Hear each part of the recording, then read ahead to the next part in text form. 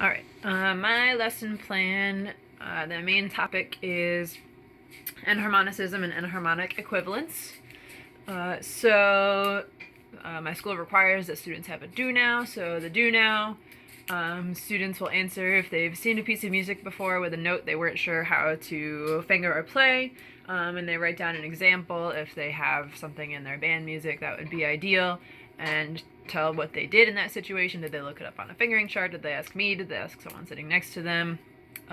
So students will share their answers. They'll have a little bit of a discussion with each other.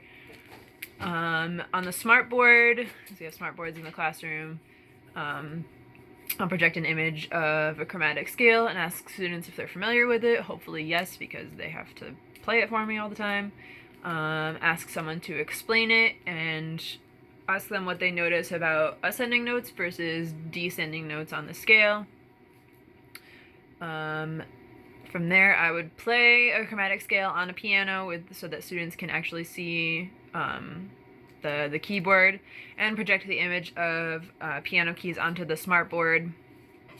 I would then ask them if the ascending and descending notes are the same aurally, if they sound the same. So like if an F sharp sounds the same as a G flat, that kind of thing.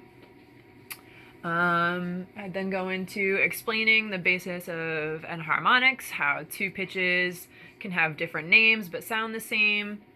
I would ask them to give an example, like tell me the other name for an F sharp in a chromatic scale, and if you're unsure, look at the diagram on the board. As a check for understanding, I would give them a worksheet with a few questions on simple enharmonics, something like, write the enharmonic of B flat, write the enharmonic of C sharp, and maybe rewrite a couple of notes on a staff in enharmonics. If it seems like they're understanding, I'll go on to discuss double sharps and double flats. I'll ask them how much a normal sharp or a flat will change the pitch of a note. Hopefully they'll say 1/2 step.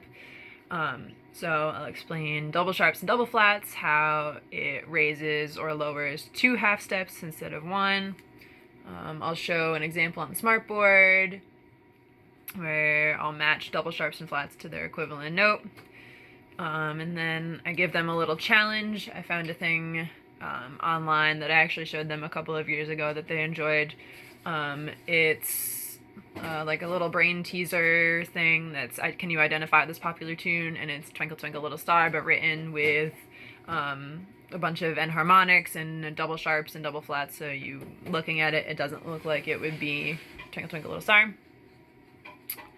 And lastly, I would have students create a list of 5 enharmonics that they read on a staff, and then they would switch it with a partner who would then correct that work for them.